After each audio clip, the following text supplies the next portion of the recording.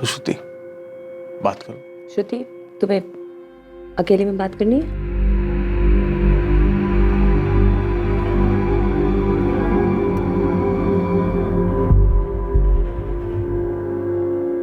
श्रुति, मुझे तुम्हारे general physician ने रेफर करा है। उसके हिसाब से जो तुम्हारा प्रॉब्लम है ये किसी फिजिकल रीजन की वजह से नहीं है और इसका इलाज है। श्रुति,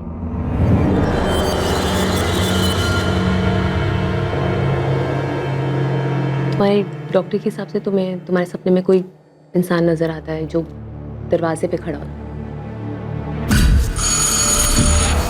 तुम्हारे हस्बैंड ने भी यही बताया कि तुम अक्सर नींद में उठ जाती हो चिल्लाते हुए उस आदमी की वजह से जो दरवाजे पे आके खड़ा हो जाता है, और ये रियल में है।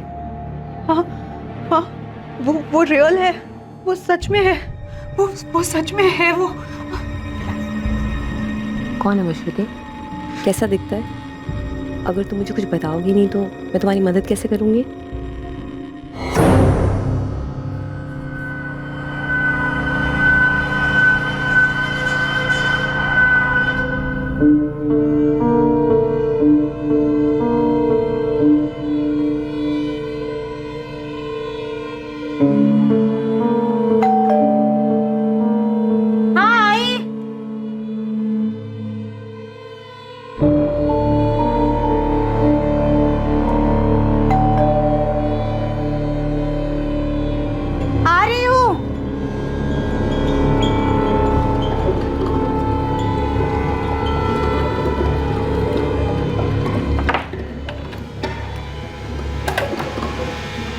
जी?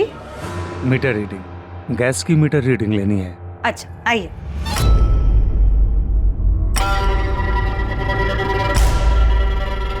लता पाल को दरवाजा नहीं खोलना चाहिए था।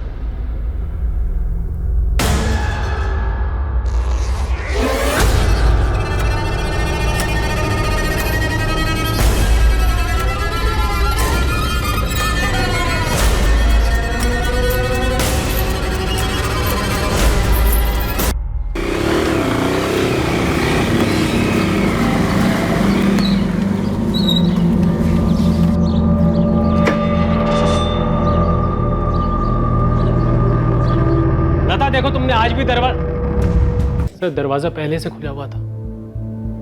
मैं रोज की तरह शाम को 5:45 घर वापस आया था। जयशंकर, घर के दरवाजे पर जोर जबरदस्ती का कोई निशान नहीं। क्या आज कोई आपके घर आने वाला था जिसके लिए आपकी पत्नी लता ने खुद दरवाजा खोला हो?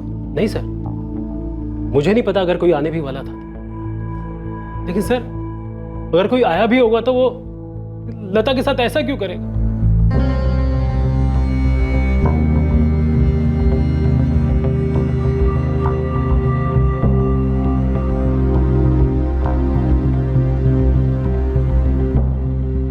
आज आपकी पत्नी लता के साथ आखिरी बार बात कब हुई थी? सुबह जब मैं दफ्तर के लिए निकल रहा था, ये 9 या 9:30 बजे के आसपास। सर कबर्ड को तो छुआ तक नहीं गया है। लता के सोने के कंगन और कानों के झुमके ज्यों के त्यों रखे हुए, तो चोरी का इरादा तो मालूम नहीं होता। किसी जान पहचान वाले का काम है ये। पर कौन जान पहचान वाला?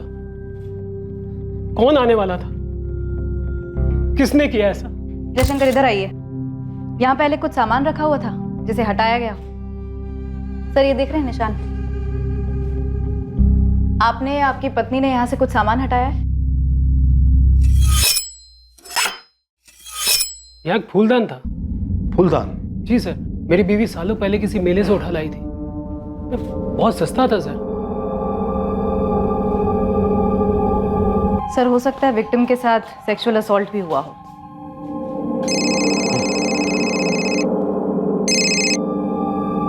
हाँ जगन, हम यहाँ एक अजीब और गरीब क्राइम सीन पर हैं। तुम्हारे यहाँ क्या सीन है? सर मेरा क्राइम सीन भी कुछ कम अजीब नहीं है सर। व्हाट? चेन से गला घोटा गया है? हाँ सर। यहाँ भी यही हाल है जगन। क्या? सर वहां से कुछ गायब हुआ है क्या? हाँ, एक फूलदान गायब है। क्यों? वहां से भी कुछ गायब है? सर एक मोर, सजावट की आइटम है सर, वो गायब है। ये जगह खाली लग रही है। यहाँ पर कुछ था क्या? हाँ सर, यहाँ पे मोर था। जगन, इसके लिए तुम्हें कॉल कितने बजे आया था? 5:15 बजे के आसपास आया था सर। विक्टिम के हस्बैंड ने ही कॉल किया था। राम यादव नाम है उसका। सर वो यहाँ पर एक बाइक स्टोर में मैनेजर का काम करता है। वो और उसकी वाइफ आज शाम को मूवी देखने जाने वाले थे। इसलिए वो घर जल्दी आया था। ये दरवाजा क्यों खुला छोड़ दिया? सर, इस घर से फूलदान और उस घर से सजावट का मोड़, सजावट की चीजें ले जा रहा है कातिल। किसी किस्म का सनकी मालूम होता है।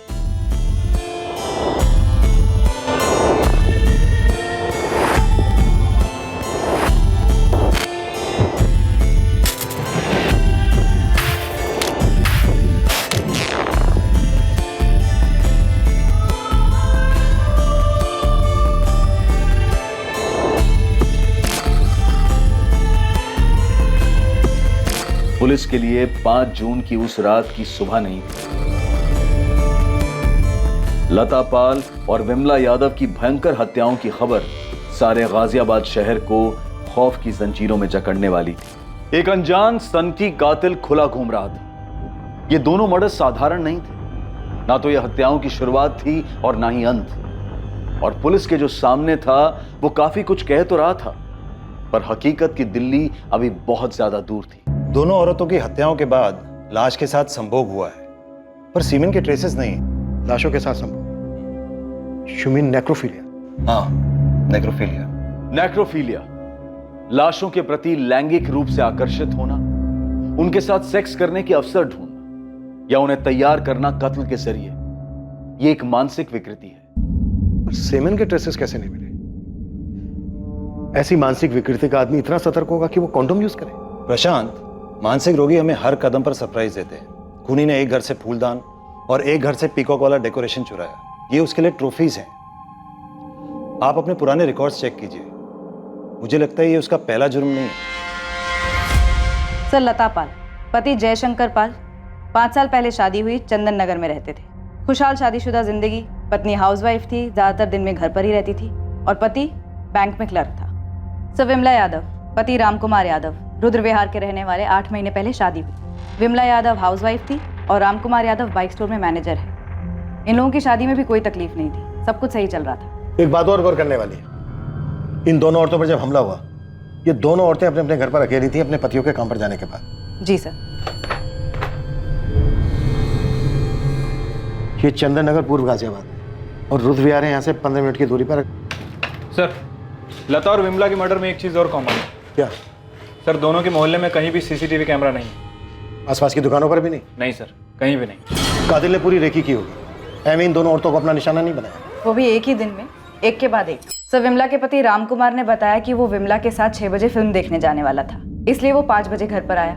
उसके बाद उसने मर्डर रिपोर्ट किया। और सर, लता का हस्बैंड रोज की तरह 5:45 बजे घर आया था। नेक्रोफिलिया के अपने सारे पुराने केस खंगालो, सभी खबरियों को काम पे लगा दो। ठीक है सर। अच्छा सर, इन 2 मर्डर्स की खबर पूरे शहर में आग की तरह फैल रही है। शाम तक पूरे शहर में खलबली मच जाएगी। इससे पहले कि ये आदमी किसी तीसरी औरत को अपना शिकार बनाए, हमें इसे धरना होगा।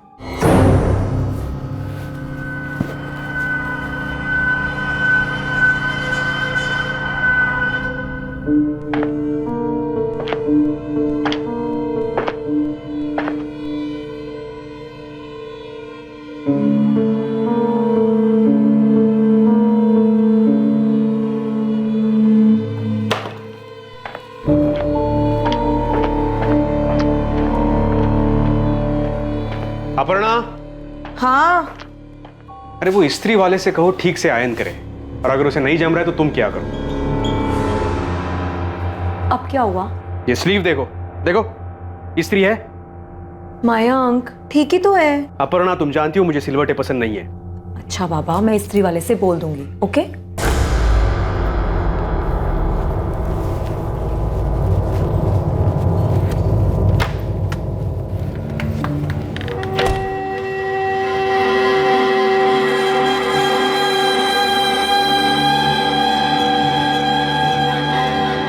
पुलिस के पास मुजरिम के हुलिये की कोई डिटेल नहीं। पुराने केसेस की फाइल्स खंगाली गईं ताकि इस केस पर कोई लीड मिले जिसने पूरे शहर को आतंकित कर दिया था। चेन वाला हत्यारा, ये कौन है, कहां से आता है, किसी को नहीं पता। इस पर कोई जानकारी सामने नहीं आई है। दरवाजा खोलने से पहले ध्यान रखें, पहले देख ले कौन है। किसी भी सूरत में बिना देखे दरवाजा ना खोले। एक चेन लेकर घूम रहा है ये सरफिरा। चेन किस तरह की है ये अभी तक पता नहीं चल पाया है। लेकिन पुलिस का कहना है कि जो 2 महिलाओं को ये दरिंदा मार चुका है, उन दोनों के गलों पर चेन के निशान पाए गए हैं। ये आदमी किसी भी दरवाजे पर दस्तक दे सकता है, किसी भी रूप में आ सकता है। पुलिस के पास अभी तक इस वैशी साइको किलर की स्केच तक नहीं है। इस मानसिक रूप से बीमार आदमी को पकड़ने के लिए पूरी गाजियाबाद पुलिस काम कर रही है, पर पुलिस ने पब्लिक को हमारे चैनल के माध्यम से संदेशा दिया है कि हर नागरिक को चौकन्ना रहना होगा। ये हत्यारा पब्लिक में घूम रहा है, वो कोई भी हो सकता है। अगर बेल या दस्तक के बाद कोई अजनबी दिखे बाहर, हल्का सा भी शक हो तो दरवाजा बिल्कुल ना खोलें।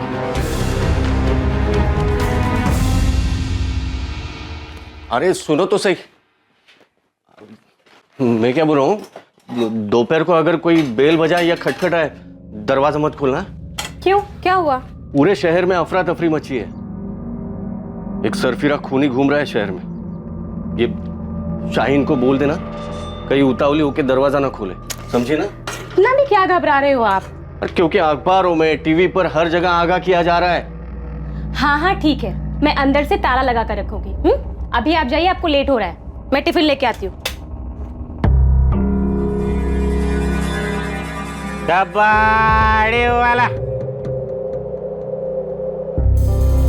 कबाड़ी वाला, क्या भाभी जान है क्या? कोई माल बाल पुराना नया?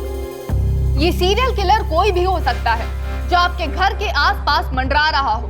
ये उनमें से भी कोई हो सकता है जो आपके घर के दरवाजे पर सालों से दस्तक देते आया हो और आपको अपना निशाना बनाए बैठा हो। ये लीजिए आपका टिफिन। बोतल, रद्दी, प्लास्टिक की अंदर जा, दरवाजा बंद कर ले जा। कबाड़ी वाला, जाना। हाँ मैं जा रही हूँ, आप आराम से जाइए। कबाड़ी वाला। लता पाल और विमला यादव दोनों विक्टिम्स मध्यम वर्ग की जवान औरतें थी और हमले के वक्त घर पर अकेली थी। रमन राघव, साइनेड मोहन और कुछ साल पहले स्टोनमैन, ये सारे सीरियल किलर सड़कों पे अज्ञात लोगों को निशाना बनाते। गहलोत जी, ये किलर अज्ञात लोगों को निशाना नहीं बनाता। मैं वही कह रहा हूँ प्रशांत, इन दोनों औरतों की लाशें घर के अंदर दरवाजे से कुछ दूरी पे पड़ी मिली। है राइट? राइट। इसका मतलब इन दोनों औरतों ने खूनी के लिए खुद दरवाजा खोला, उसे अंदर आने दिया। शायद वो आगे आगे चल रही होगी और वो पीछे पीछे उसने चेन निकाली और उसके गले में कस दी होगी। हम ये पकड़ के चल रहे हैं कि ये दोनों अटैक एक ही आदमी ने किए होंगे, सीरियल किलर होंगे। और ये सीरियल किलर एक नेक्रोफिलिक है। क्या लगता है आपको, क्या उम्र होगी इसकी? आपकी एनालिसिस क्या कहती है? ये किसी किस्म का मजदूर या कारीगर हो सकता है जिसे हम आसानी से घर के अंदर आने देते हैं। लेकिन इन दोनों विक्टिम्स ने उस दिन किसी टेक्नीशियन को अपने घर नहीं बुलाया था। मैं मतलब प्लम्बर, इलेक्ट्रिशियन वगैरह। इसे अभी के लिए एक्स बुलाते हैं।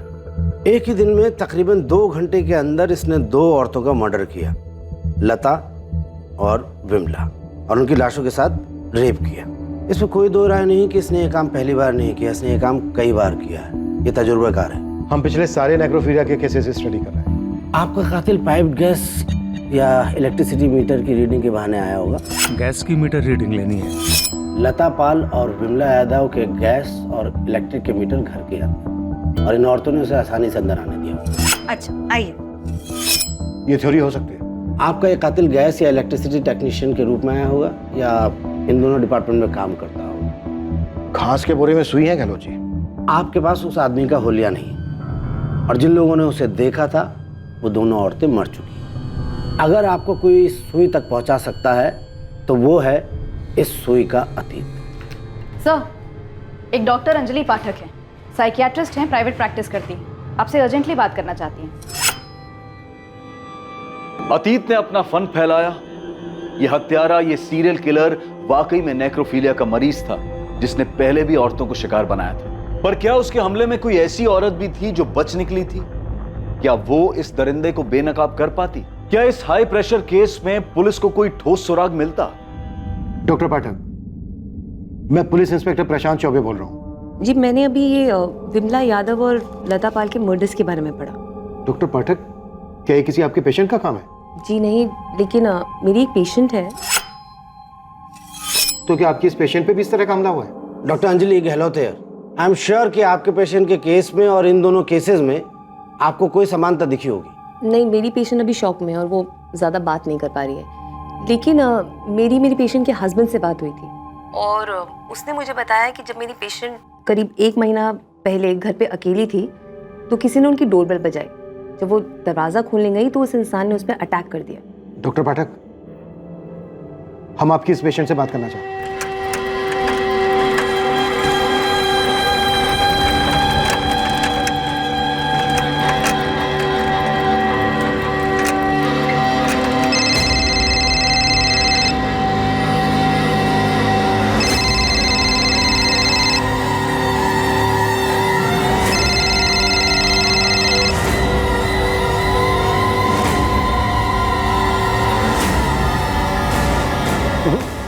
फोन नहीं उठा रही।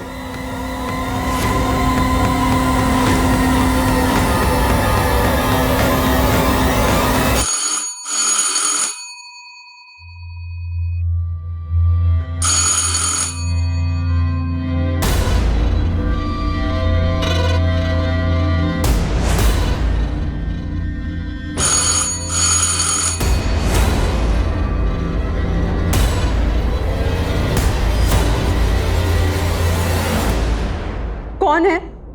पोस्टमैन। हाँ तो चिट्ठी डालो और जाओ। अरे रजिस्टर चिट्ठी है मैडम, साइन करना पड़ेगा। कहाँ से है लेटर? मुंबई से है मैडम, श्रुति कश्यप के लिए। आप जाइए, मेरे हस्बैंड पोस्ट ऑफिस से ले लेंगे। ऐसा भी क्या मैडम, आप अपना भी मेरा भी और अपने हस्बैंड का भी टाइम खराब कर रही हैं। आप जाइए यहाँ से, मैंने कहा ना मुझे नहीं चाहिए लेटर।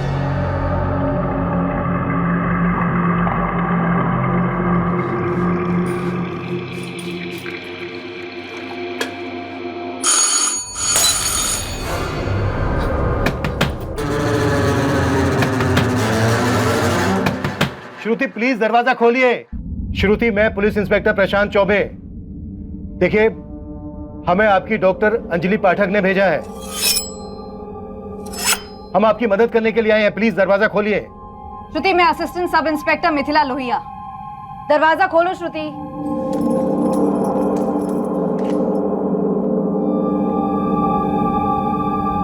श्रुति, आप बिल्कुल भी डरिए मत, हम यहाँ आपकी मदद करने के लिए आए हैं। हमें आपसे बात करनी है बस। तुम चाहो तो अपने हस्बैंड को फोन करके बुला लो।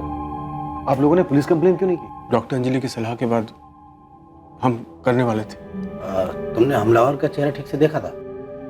जी। तो बताइए कैसा दिखता है वो, उम्र क्या होगी उसकी? सर लगभग 1 महीने पहले 16 मई का दिन था।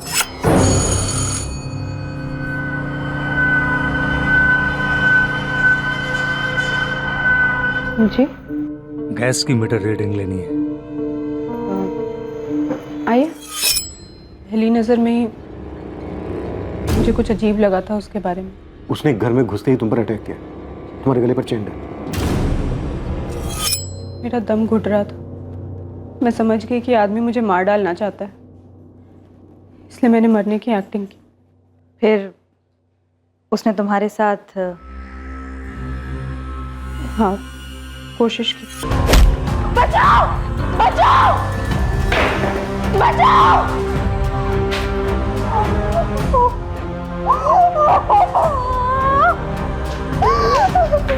श्रुति, श्रुति क्या हुआ तुझे? जान से मारने की कोशिश। पड़ोसी उसे पकड़ नहीं पाया सर, वो भाग चुका था। श्रुति, वो चेन कैसी थी, तुम्हें कुछ याद है? सर मैं ठीक से देख तो नहीं पाई, पर इतना पक्का है स्टील या एल्युमिनियम की थी।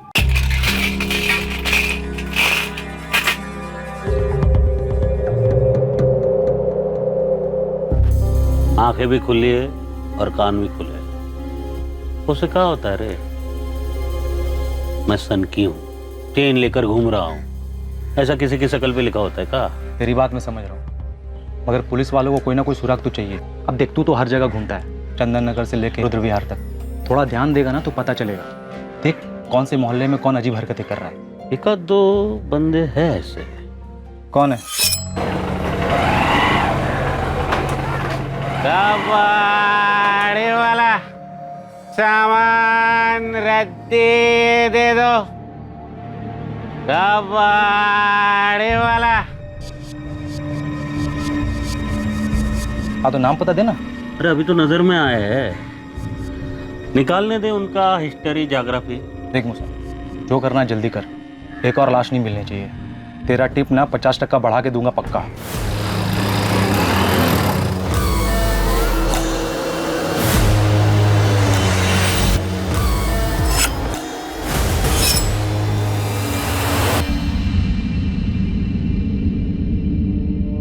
पहचान सकती हो कैसा था?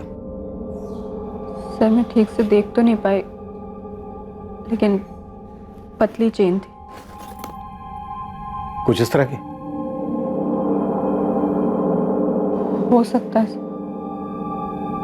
अच्छा, आप और आपके हस्बैंड पुलिस स्टेशन क्यों नहीं आए थे? सर, हादसे के बाद हमें कुछ समझ ही नहीं आ रहा था कि हम करें तो क्या करें। श्रुति बीमार हो गई थी और डॉक्टर ने कहा कि साइकाट्रिस्ट से मिल लो। देखो श्रुति, तुम्हें अब डरने की जरूरत बिल्कुल नहीं है। हम सब हैं तुम्हारी प्रोटेक्शन के लिए।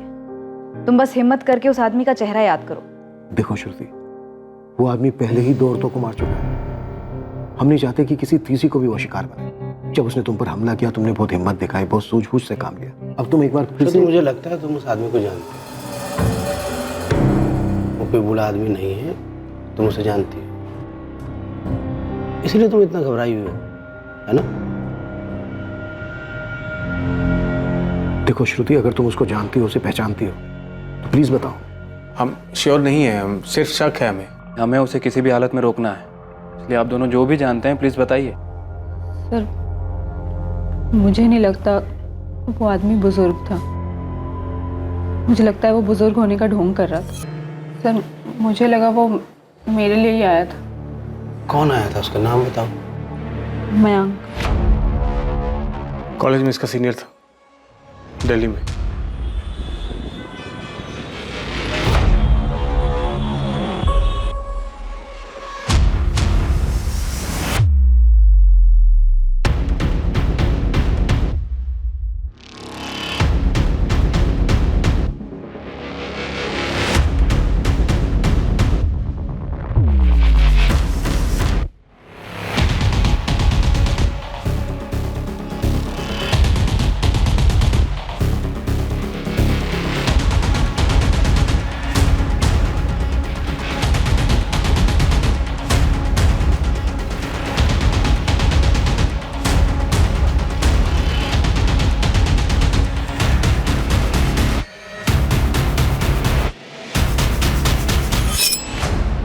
ये स्लीव देखो, इस्त्री है।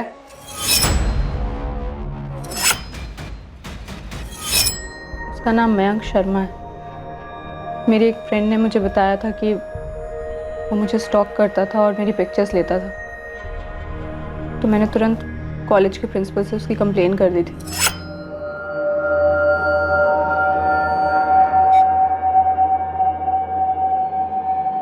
ये सब क्या है मयंक? मुझे कई दिनों से लग रहा था कि मुझे कोई स्टॉक कर रहा है, हमेशा देखता रहता है। मैं तुमसे कुछ पूछ रहा हूं मयंक। सॉरी सर, दोबारा नहीं होगा। पहली बार क्यों हुआ? क्यों किया ऐसा?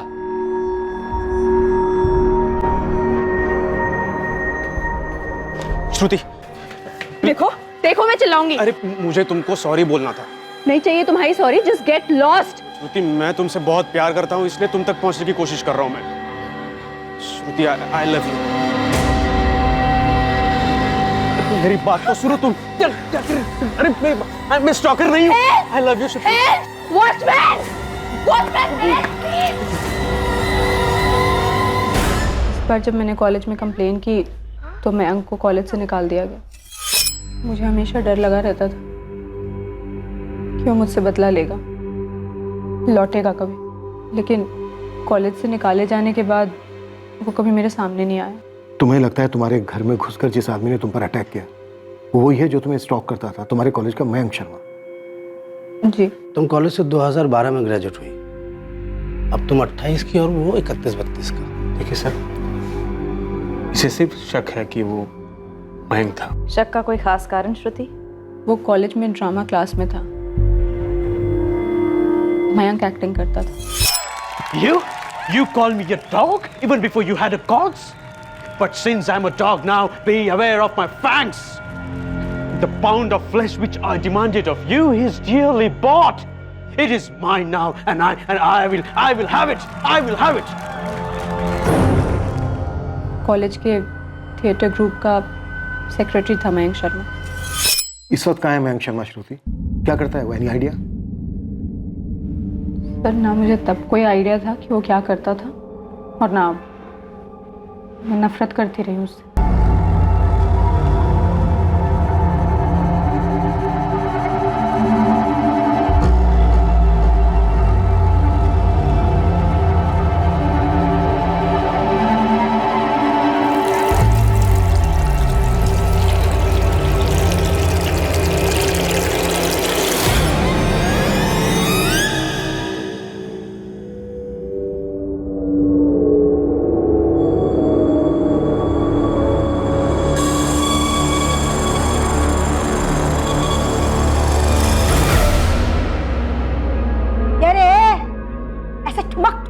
करेगा?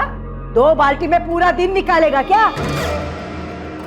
अरे किसे घूर रहा है? घूर किसे रहा है?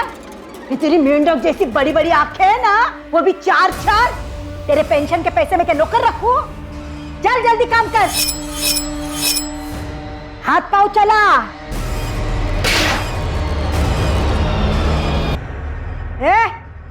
देख क्या रहा है? चल हाथ पाँव चला।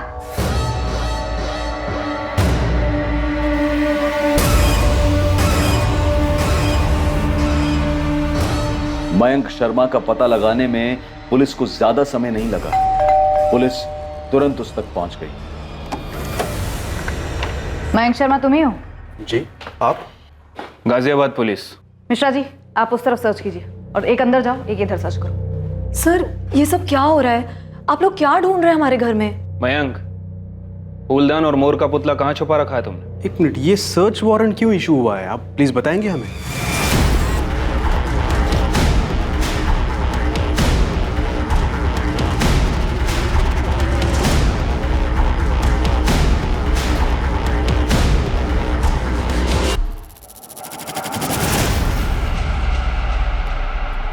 सर ये देखिए सर।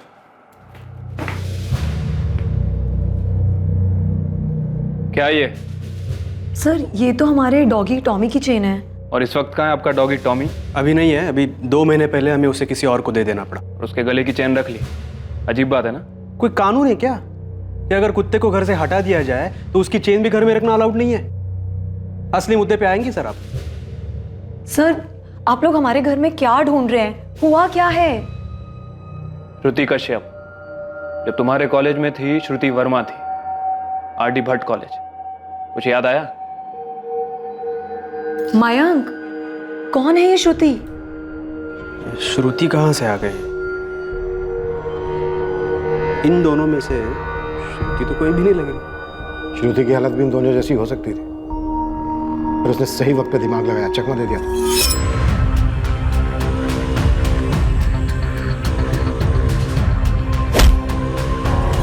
कॉन्डोम का इस्तेमाल किया तूने। एक बार भी तूने ये नहीं सोचा कि चेन पे से भी तेरे अंश मिल सकते हैं? अगर एक भी अंश मिला ना तो उससे तेरा डीएनए निकाला जा सकता है। आप लोग बिना सोचे समझे कुछ भी बोल रहे हैं। आप कह रहे हैं कि मेरे हस्बैंड सीरियल किलर हैं। हम कह नहीं रहे, हमें शक है। देखिए ये श्रुति जो भी है, आपको दिख नहीं रहा है कि वो मेरे पति को फंसा रही है? मयंक दिल्ली के एक बड़े बीपीओ में असिस्टेंट मैनेजर हैं। हमारा एक बच्चा भी है। आप लोग किस बेसिस पर किसी भी औरत की किसी भी बात पर विश्वास कर रहे हैं? सर आप मेरे ऑफिस कॉल कीजिए 5 जून को पूरे दिन में अपने डेस्क पर। अब रही बात इस बुजुर्ग आदमी की, मैच तो कर रहा है मुझसे। मतलब जब मैं कॉलेज में प्लेस किया करता था ना तो ऐसे ही लगता था मैं। इसको दाढ़ी नहीं है, मैं दाढ़ी लगाता था और ऐसे बाल। आपको पता है सर, जब कभी ऐसे ओल्ड मैन के कैरेक्टर्स आते थे ना तो सबके दिमाग में सबसे पहले मेरा ही नाम आता था।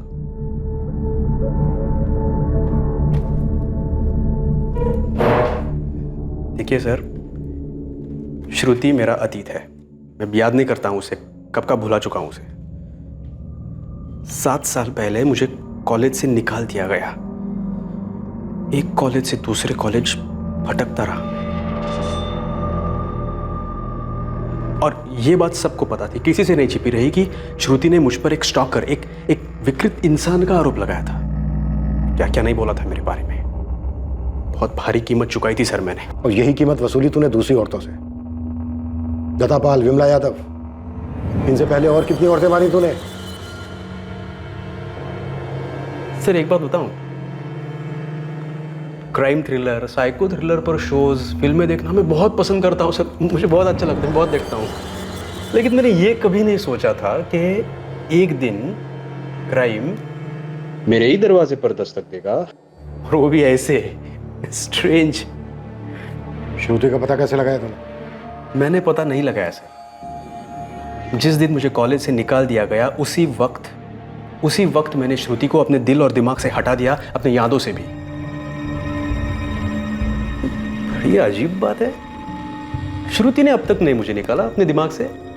फिर 7 साल बाद एक हादसा होता है, सीरियल किलिंग होती है शहर में, और श्रुति को तुरंत मेरा नाम याद आ जाता है।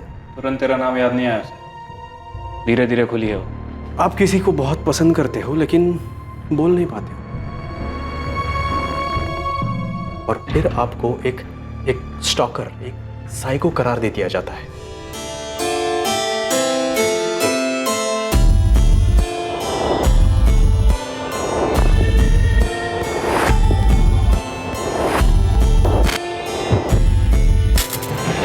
आप लोग किसी सीरियल किलर को ढूंढ रहे हो या फिर कबाड़ी वाले को? किस एंगल से लगता है आपको कि मैं इन दोनों में से हूं, कबाड़ी वाला या फिर सीरियल किलर?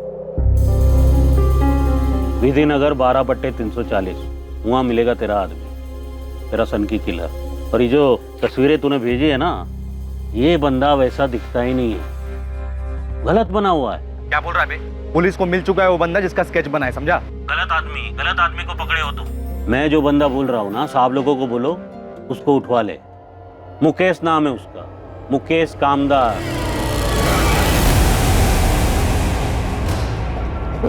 चल साले बुड्ढे, कितनी बार बोलना पड़ेगा तुझे? मैं तेरी बीबी सीमा नहीं हूँ। माफ कर दो, गलती हो। पैसे कहाँ है? कहाँ उड़ाए? पैसे कहाँ उड़ाए? बता पैसे कहाँ है? नहीं ना बताएगा तो मैं खाना नहीं दूँ। मर भूखा मर साले कुत्ते। सर मैंने पूरी छानबीन कर ली है, मैं बता रहा हूँ आपको, यही आपका बंदा है, आप उठा लो। सर ये बंदा घर में कुछ और है, बाहर में कुछ और ही है, बन ठन के निकलता है रोज। सर ये बंदा बीवी के सामने ना भीगी बिल्ली बन के रखता है, इसकी बीवी ना चाबुक चला के रखती है इसको। और इसी बंदे को आप बाहर देखिए, दूसरे इलाकों में ना एकदम फुल कलरफुल बन के घूमता है ये। और ये बंदा रहता है रुद्र विहार के पास, जहाँ पर विमला यादव का मर्डर हुआ था। हाँ सर, विधिनगर 12/340 म्यूनसिपालिटी में ना सफाई कर्मचारी था ये, मुकेश कामदार। ऐसे कैसे उठा सकते हो आप लोग? कारण तो बताना होगा ना। तू बताता है सबको, कोठों पर औरतों के साथ क्या क्या करता है, हाथ पैर बांध के जोर जबरदस्ती करता है ना उनके साथ। साहब उनको जो चाहिए होता है देता भी तो हूँ। ये लता और विमला क्या किया इसके साथ? क्या कह रहे हो साहब? कौन है ये दोनों? कौन है ये श्रुति? मैंने पूछा ये श्रुति कौन है? पीछा किया करते थे तुम उसका? वो मुझसे बदला लेना चाहती है। पता है क्यों? मैं तो श्रुति का नाम भी पहली बार सुन रही हूँ, मुझे कैसे पता होगा क्यों?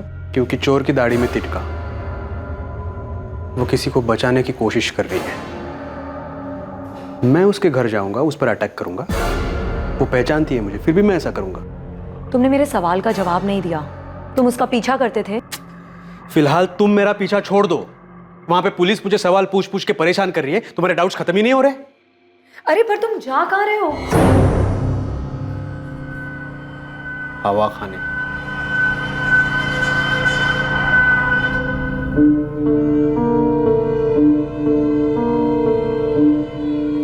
ये मयंक नहीं है प्रशांत, मैं श्योर हूँ ये मयंक नहीं है। एक और नाम सामने आया, मुकेश कामदार। ये कोई 50-55 की उम्र होगी। इंट्रोगेट करने वाले हैं हम उसको। क्या लीड है इस मुकेश पे? बीवी के सामने भीगी बिल्ली और सेक्स वर्कर के सामने बम्पर शेर। इंटरेस्टिंग। इसकी प्रोफाइल तो तुम्हारे किलर से मैच करती है। वैसे मयंक भी हमारी रडार से बाहर नहीं है, नजर रखे हुए हैं इस पर। आपको ऐसा क्यों लगता है कि वो मयंक नहीं हो सकता? प्रशांत मुझे तो ये भी लगता है ये मुकेश भी नहीं है जिसे आप पकड़ के लाए। मैंने चैन से गला घोट के मारा है। हाँ तूने। कहाँ मिलती है ऐसी चैन? हमें बताओ ना साहब, हमें चाहिए। कभी कभी मन करता है ना कि अपनी सीमा, मन करता है कि सीमा को मार दो। हाँ दिमाग खराब हो गया साहब मेरा, जीना हराम कर रखा उसने। दम घुटता है मेरा दम। तेरा घर में दम घुटता है इसलिए तूने इन दोनों औरतों का गला घोट दिया, मार डाला इन दोनों औरतों को। ये दोनों तो अच्छी खासी औरतें दिखती हैं साहब, जवान हैं, सुंदर हैं, स्वभाव की भी अच्छी ही होंगी। अगर इनका पति होगा ना तो ये उसको इज्जत देती होगी। भला इन औरतों को क्यों मारूंगा मैं?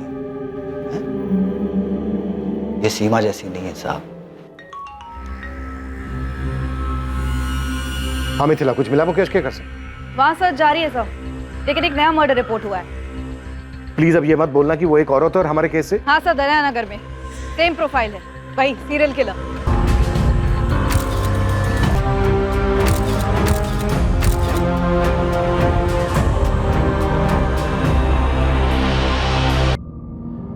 अटैक के समय मुकेश हमारी कस्टडी में था सर, और मयंक पर भी हमारी एक टीम 24 घंटे नजर बनाए हुए थी। मुकेश या मयंक में से कोई नहीं है। गहलोत जी भी यही कह रहे थे कि इन दोनों में से कोई भी वो सीरियल किलर नहीं हो सकता। प्रशांत, श्रुति ने हमें एक क्लू दिया था कि वो बुजुर्ग नहीं है। बुजुर्ग का गेटअप लेके वो टारगेट पे निकलता था। अधेड़ उम्र का ये गेटअप एक चाल, एक कवर है। उम्र में उससे कम होना चाहिए। तो श्रुति ने तो मयंक का नाम भी दिया था, पर अब लगभग तय है कि मयंक किलर नहीं है। प्रशांत से मैं वही कह रहा था कि हमारा सीरियल किलर एक बहुत बड़ा शिकारी है। वो घर से अपनी ट्रॉफी कलेक्ट करता है और अपने शिकार को जिंदा नहीं छोड़ता।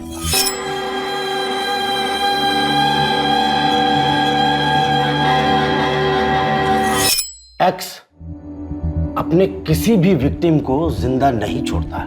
मतलब गहलोत जी आप ये कहना चाह रहे हैं कि श्रुति ने हमसे झूठ बोला था? एक मिनट। गहलोत जी, श्रुति ने अटैक के तुरंत बाद इसलिए पुलिस कंप्लेन नहीं की क्योंकि अगर वो तुरंत बाद पुलिस कंप्लेन करती तो उसके गले पर चैन का निशान होना चाहिए। आपका मतलब है कि श्रुति का पति संदीप कश्यप?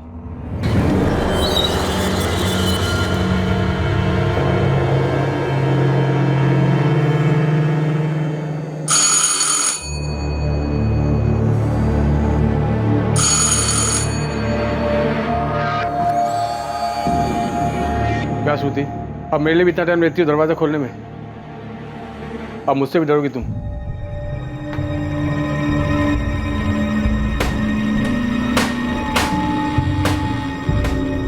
हद है तबरेज़, ये क्या कर रहे हैं आप? मैं किसी के लिए भी दरवाजा नहीं खोलती हूँ और आप इतनी सारी कड़ियाँ लगवा रहे हैं। इसकी क्या जरूरत है? इतना भी क्या डर है आपको? है डर, तुम दोनों के लिए डर है। मुमताज, फिक्र है तुम्हारी शाहीन की। वो मूसा कबाड़ी वाला, देखा ना उसे कैसे घूरता रहता है हमारे घर की तरफ, बार बार यहाँ से आता जाता रहता है। मुझे वो ठीक नहीं लगता है। अब ये कहना चाह रहे हो गहलोत जी कि श्रुति अपने पति संदीप कश्यप को बचाने के लिए ड्रामा कर रही है? संदीप कश्यप ही हमारा वो एक्स है? प्रशांत, मैं सिर्फ ये कह रहा हूं कि हमें संदीप कश्यप की प्रोफाइल बारीकी से करनी चाहिए। आमादा, एक मिनट। जगन, लगता है तुम लोगों ने सही निशाने पर तीर छोड़ा है। ये मयंक शर्मा ही तुम्हारा कातिल एक्स हो सकता है। ये मयंक शर्मा जहाँ रहता है वहां से 3 गली छोड़कर एक पराजक्ता द्विवेदी का घर है। 1 साल पहले 2018 में उसका मर्डर हुआ था। मॉडस ऑपरेंडी बिल्कुल वैसी ही है जैसी एक्स की है। मतलब पराजक्ता का एक बॉयफ्रेंड था, हमने उसे उठाकर खूब तोड़ा, बुक भी किया, लेकिन उसके खिलाफ केस साबित नहीं हुआ तो हमें उसे छोड़ना पड़ा। बाद में जब आपके केस की फाइल आई और उसमें सस्पेक्ट मयंक शर्मा की डिटेल्स है तो रियलाइज हुआ कि आपका सस्पेक्ट मयंक शर्मा पराजक्ता के घर से 3 गली छोड़कर ही रहता है। ठीक है माधव, थैंक यू। कैसे हो सकता है ये? जब काव्या सिंह का मर्डर हुआ तो मयंक पर हमारे आदमियों की कड़ी नजर थी, वो अपने घर पे ही था। तो फिर काव्या सिंह का कत्ल किया किसने? वो भी हूबहू उसी तरीके से। ये कोई कॉपी कैट है या फिर कोई और ही है?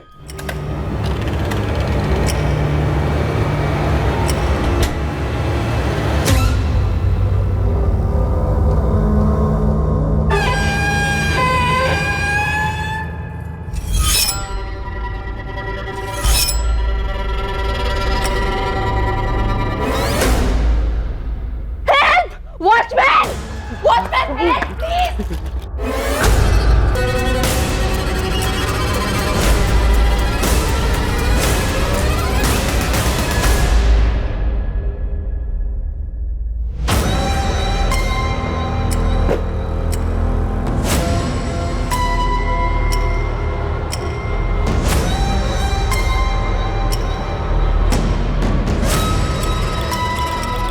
पूरे 8.5 किलो है। मयंक शर्मा, संदीप कश्यप, मुकेश कामदार, मूसा खान। चेन वाले हत्यारे ने फिर से आघात किया है। सारी चेतावनियों के बावजूद, पुलिस के पास संदिग्धों की सूची होने के बावजूद एक बार फिर डंके की चोट पर इस विकृत सीरियल किलर ने एक बार फिर से दूसरे हफ्ते में ये तीसरा अटैक किया है। हम डिप्टी कमिश्नर ऑफ पुलिस से ये जानने का प्रयास कर रहे हैं कि इस खौफनाक चेन वाले सीरियल किलर को पकड़ने के लिए क्या कोशिशें की जा रही हैं, लेकिन ऐसा लगता है कि पुलिस के पास उसको पकड़ने का कोई प्लान ही नहीं है और पूरा शहर दहशत की जंजीरों में जकड़ा हुआ है। लेकिन पुलिस इस सीरियल किलर के बारे में किसी भी तरीके का कोई भी क्लू पाने में असहाय नजर आ रही है। प्रशांत गहलोत, स्केच पब्लिक में जारी कर दो। कम से कम लोगों को ये तो पता चले कि ये सीरियल किलर दिखता कैसा है। हम श्योर नहीं है कि वो असली कातिल का है भी या नहीं। सर हमें शक है, जिस सर्वाइवर औरत ने हुलिया बताया किलर का, वो सीरियल किलर की विक्टिम है ही नहीं। तो फिर लीड क्या है हमारे पास? 2 हफ्ते में 3 मर्डर्स, पूरा शहर दहशत में है। सर हमने हर प्लेटफॉर्म से चेतावनी जारी की है कि लोग सतर्क रहें। ऐसी चेतावनी से शहर के अंदर दहशत का माहौल और बढ़ेगा। गहलोत, मुझे इस सीरियल किलर का एक स्ट्रॉन्ग प्रोफाइल चाहिए। यह हत्यारा सिर्फ एक किलर नहीं है, बल्कि एक विकृत मानसिकता का रोगी भी है। यह आदमी कहीं तो किसी न किसी की तो पकड़ में आया होगा। इसे पकड़ने के लिए हम एक डेडलाइन तय करें। 24 घंटे। 24 घंटे के अंदर हमें इसे पकड़ना है। क्लियर? अगर श्रुति झूठ बोल रही है तो क्यों? सिर्फ अपने कॉलेज के दिनों के स्टॉकर से बदला लेने के लिए, या फिर अपने पति संदीप कश्यप को बचाने के लिए?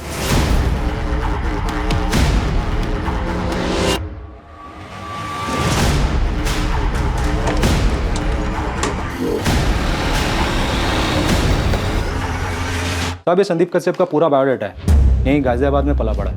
ऐसा कुछ मिला है जिससे लगे कि ये संदीप कश्यप कुछ अटपटा? साहब ऐसा कुछ पता तो नहीं चला है। आपकी उसकी बीवी श्रुति से कुछ बात हुई क्या? वो जो अपने ऊपर हमले की बात कर रही थी वो सच है क्या? फिलहाल तो उससे पूछताछ चल रही है, और जब से उसने उस मयंक शर्मा का नाम दिया है ना, हमारी एक टीम 24 घंटे उसके ऊपर नजर रखे हुए।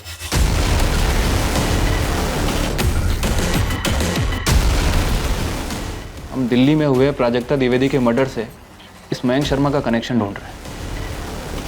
झूठ बोल, आप लोगों को लग रहा है कि मैं कहानियां बना रही हूँ? श्रुति 5 जून को मयंक गाजियाबाद में नहीं था, दिल्ली में था, जिस दिन लता पाल और विमला यादव का मर्डर हुआ। और 19 जून को भी मयंक गाजियाबाद में नहीं था, जिस दिन काव्या सिंह का मर्डर हुआ। दिल्ली में था अपने ऑफिस में।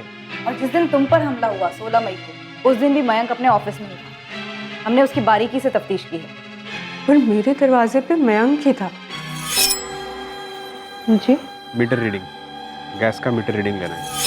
वो मयंक ही था, एक बूढ़े का भेष बनाकर आया था। श्रुति झूठ नहीं बोल रही है और ना ही उसे कोई वहम। अगर ऐसा होता तो मुझे जरूर पता लग जाता। लेकिन वो अपने कॉलेज के दिनों के स्टॉकर मयंक शर्मा पे उंगली उठा रही है, और मयंक शर्मा पे हमारी नजर थी जब तीसरे विक्टिम पे हमला हुआ। हो सकता है कि वो पहचानने में गलती कर रही हो, लेकिन वो झूठ नहीं बोल रही है। उसके साथ ये हादसा हुआ है, वो इस हादसे की विक्टिम है और इस हादसे से बची है। हाँ माधव, मैं दिल्ली के लिए निकल रहा हूँ। मुझे प्राजक्ता द्विवेदी केस की सारी डिटेल्स चाहिए। आपने मेरे हस्बैंड को रोक के क्यों रखा है? क्या किया है मुकेश ने? देखिए मैडम, हमने आपके पति को गिरफ्तार नहीं किया, सिर्फ उससे पूछताछ कर रहे हैं। किस बारे में पूछताछ? वो इस वक्त आपको नहीं बता सकते। क्यों नहीं बता सकते? आप लोग उठा के क्यों लाए मेरे पति को? क्या किया क्या है उसने? ये कोई तरीका है? मुकेश, तो भी जा सकता है, लेकिन ये मत सोचना कि तेरे ऊपर से हमारी नजर हटेगी। बिल्कुल नजर मत हटाना साहब। आप लोग को पता तो चले कि मेरी बीवी सीमा कैसे मेरा खून पीती है, और आप लोग नजर रखेंगे ना तो मैं अपनी बीवी का मर्डर नहीं कर पाऊंगा। कभी कभी सपने में देखता हूँ ये आपका ये सिरफिरा है ना, किलर जो भी हो, वो आ रहा है और सीमा को जान से मार रहा है। गहलोत जी, स्केच तो हमें रिलीज करना ही पड़ेगा, बहुत प्रेशर है ऊपर से। हमने इसे हर उस जगह पर ढूंढ लिया है जहां पर हम इसे ढूंढ सकते थे।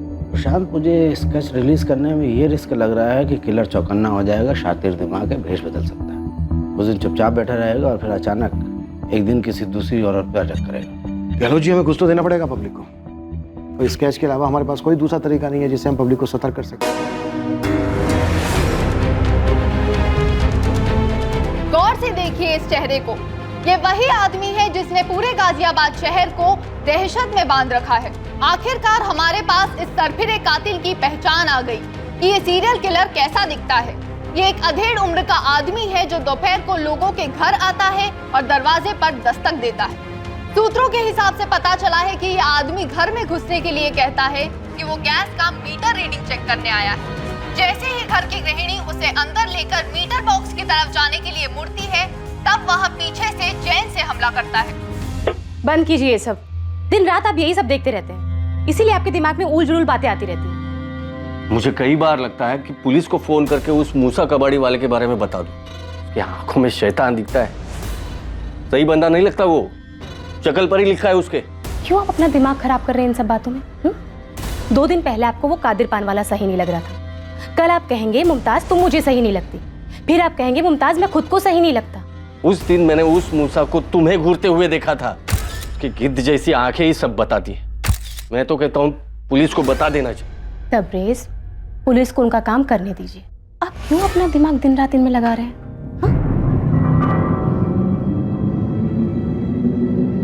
नाचने वाली गुड़िया, फूलदान, सजावट का मोर और सजावट का जहाज।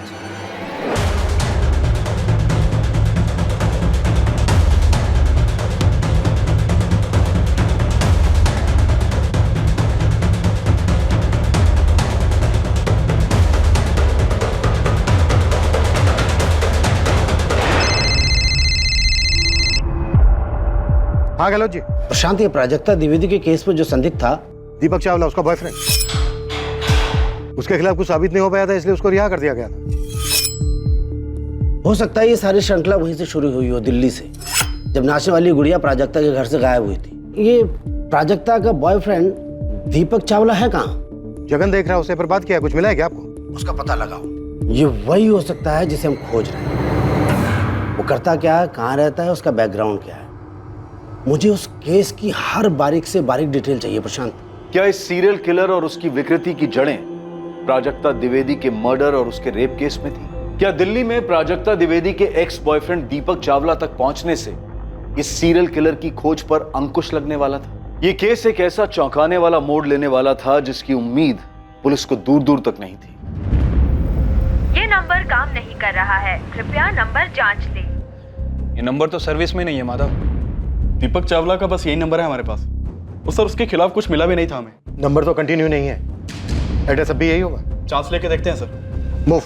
हाँ मिस्टर गहलोत, प्राजक्ता द्विवेदी का पोस्टमार्टम मैंने ही किया था। यस, आपने अपनी रिपोर्ट में नेक्रोफिलिया का जिक्र किया था। कातिल ने मर्डर के बाद प्राजक्ता की लाश के साथ संभोग किया था। ये प्राजक्ता द्विवेदी कुंवारी थी, मेरा मतलब वर्जिन? जी वो डिटेल्स तो अब मुझे याद नहीं है, मुझे मेरे पुराने नोट्स देखने होंगे। डॉक्टर, मुझे लगता है इस कातिल को सेक्स से वंचित रखा गया होगा और उसी तड़प में वो शिकार कर रहा होगा। हाँ, ये मुमकिन है। प्राजक्ता शायद उसकी पहली शिकार थी। उसका नेक्रोफिलिया, उसकी सनक शायद प्राजक्ता से जुड़ी। मैं क्यों मारूंगा प्राजक्ता को? वो मेरी गर्लफ्रेंड थी, मैं उसे क्यों मारूंगा? जी हाँ, वो मेरा फ्लैट है और दीपक मेरे फ्लैट पे किराए पर रहता। अब कहाँ रहता है? मुझे पता नहीं सर, वो चंडीगढ़ से था और यहाँ पे काम करता था। उसने अगस्त 2018 में शायद फ्लैट खाली कर दिया था।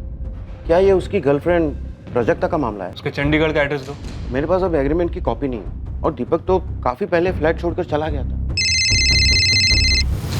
हाँ मिथिला, किसी भी जगह की सीसीटीवी फुटेज से कुछ मिला? नहीं सर, लेकिन एक और औरत मारी गई है। एक और? हाँ सर, निशा भटनागर, 28 साल उसकी उम्र है, उमानगर की है। पूरे 8.5 किलो है।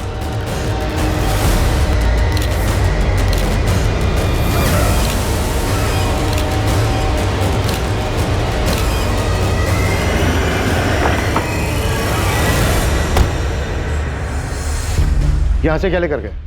सर ये देखिए, शोकेस में हर जगह कुछ ना कुछ रखा हुआ है, लेकिन ये स्पॉट खाली है। किलर जो भी ले गया होगा यहीं से ले गया होगा, लेकिन निशा के हस्बैंड राकेश को कुछ याद ही नहीं आ रहा है कि वो सामान क्या था। इतनी चेतावनी दी हमने, पूरे शहर में डर का माहौल बना हुआ। इसके बावजूद उस सिरफिरे ने दस्तक दी।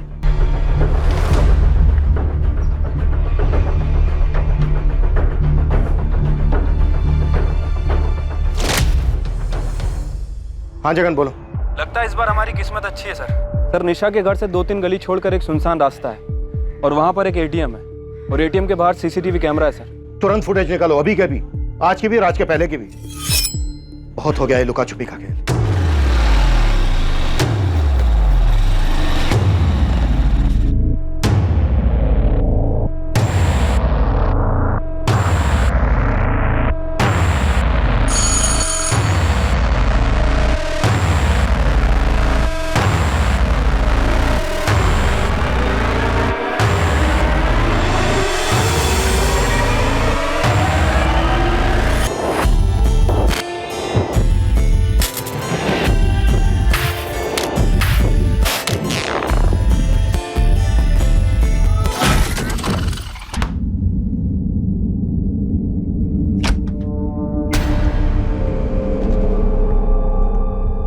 प्रशांत, क्या अब ये केस मुझे एक नई टीम को देना पड़ेगा जो ये केस सुलझा पाए, जो तुम्हारी टीम अब तक नहीं कर पाई? मैंने तुम्हें 24 घंटे दिए थे कातिल को पकड़ने के, और हुआ क्या? एक और लाश। हेडक्वार्टर्स में मेरे ट्रांसफर की बात चल रही, तुम्हें पता है? सर, हमें निशा भटनागर के घर के पास एक सीसीटीवी मिला है। उस सीसीटीवी फुटेज से इस केस में कोई ना कोई लीड मिलने की हमें पूरी उम्मीद है। अब उम्मीद से काम नहीं चलेगा प्रशांत, एक्शन चाहिए, एक्शन। सर, हम हर मुमकिन दरवाजा खटखटा रहे हैं। वो भी दरवाजा खटखटा रहा है और एक के बाद एक नए विक्टिम्स दिए जा रहा है। मैंने तुम्हें 24 घंटे दिए थे कातिल को पकड़ने के, और होता क्या है? 48 घंटे के अंदर एक और विक्टिम की लाश। सर, वो फुटेज ट्रांसफर हो रहा है, गारंटी हमें उससे कोई ना कोई लीड मिलेगी, और उसके बाद हम एक सिंगल मिनट भी जाया नहीं करें। सर, ये राकेश भटनागर दोपहर 2:55 को घर लौटा। 3:05 पर इसने पीसीआर को फोन किया और 3:10 पर हमें कॉल आया।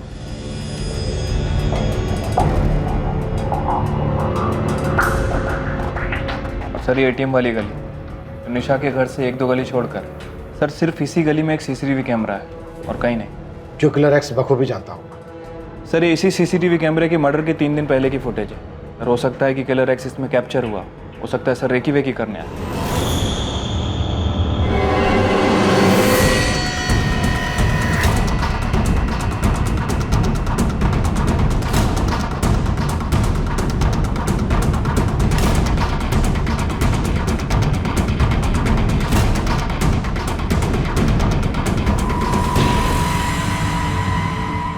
ये बंदा 3 दिन लगातार दिखता है, लेकिन चौथे दिन नहीं दिखता।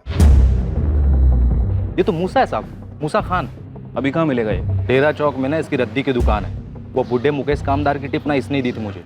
जिस जिस इलाके में कांड हुआ है ना, ये वो हर इलाके में घूमता है। चंदन नगर जहाँ लता पाल का कत्ल हुआ, रुद्र विहार विमला यादव का, दयानगर काव्या सिंह का, और इस वाले केस में निशा भटनागर यानी उमा नगर। और मैंने इसको ही काम पे लगा के रखा हुआ था कि पता कर किस मोहल्ले में कौन अजीब हरकतें कर रहा है। और ये साला खुद ही निकला इन सबके बीच। कहीं ये मूसा खान ही तो नहीं है हमारा किलर एक्स?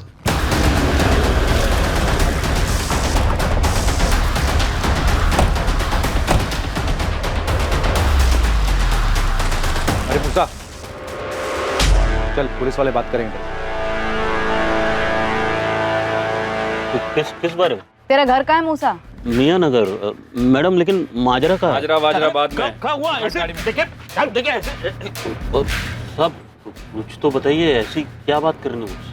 बहुत खास बात है मूसा, बहुत ज्यादा खास।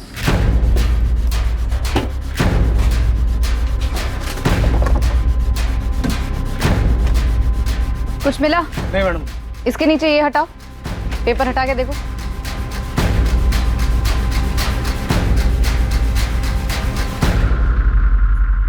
देख क्या रहे हो? तोड़ो।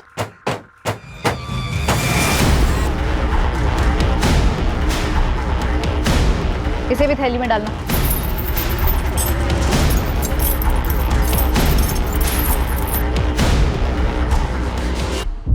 कत्ल के 3 दिन पहले तक ये लगातार दिखा है, लेकिन कत्ल वाले दिन नहीं दिखा। बाकी के विक्टिम्स के मोहल्ले में भी दिखा है। कौन कौन है इसकी फैमिली में? पता लगा रहे हैं, इसकी दुकान की भी तलाशी जारी है। ये कबाड़ वाला है ना? हाँ, इसीलिए मैं मुकेश कामदार जो सफाई कर्मचारी है उसकी टिप दी थी। गुमराह कर रहा होगा मैं, मिसलीड। लेकिन ये प्राजक्ता द्विवेदी के बॉयफ्रेंड दीपक चावला का क्या हुआ? एक टीम पहुंचने वाली है वहां पर।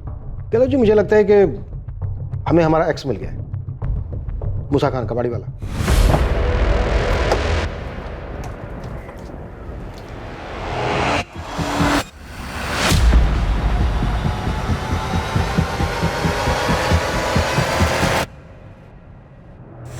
मैडम, इस मूसा की दुकान के साथ साथ ना इसके घर को भी पूरा खोलना पड़ेगा। लगता है आपको आपका बंदा मिल गया। Pandey, yes ma'am. और लोगों की जरूरत पड़ेगी। इस दुकान की एक एक ईंट खोल कर देखना। एक सजावट वाला मोर, एक फूलदान, एक नाचती गुड़िया और एक लकड़ी का जहाज। अभी तक हमें ये सब चीजें पता है, और भी चीजें हो सकती हैं, इसलिए ध्यान से देखना। Yes ma'am. और गोविंद चल।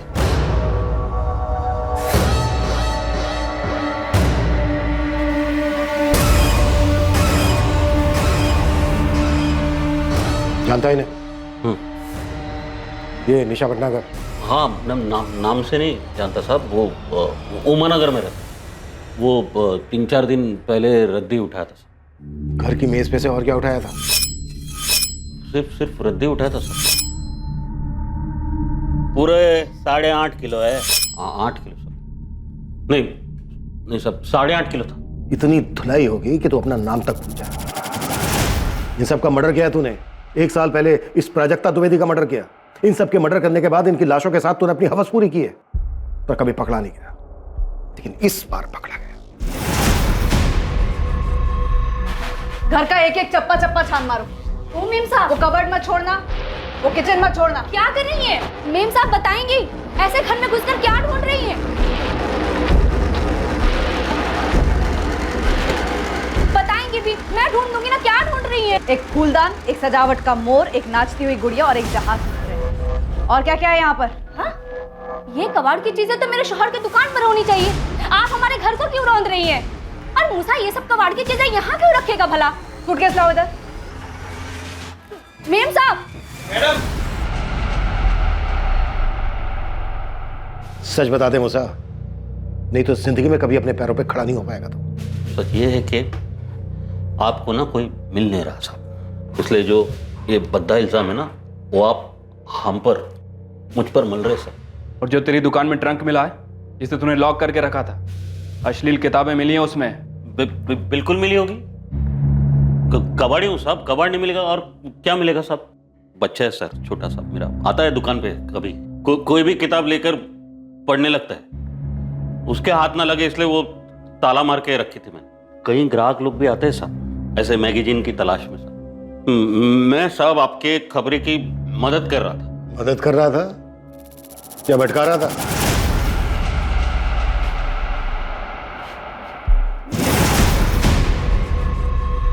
किसके हैं ये? मेरे अब्बू के। तेरे अब्बू तो लुंगी बनियान पहनकर घूमते हैं। तो लुंगी बनियान पहनने वाला आदमी पैंट और शर्ट नहीं पहन सकता? ये क्या बावली वाली बातें कर रही हैं आप मेम साहब?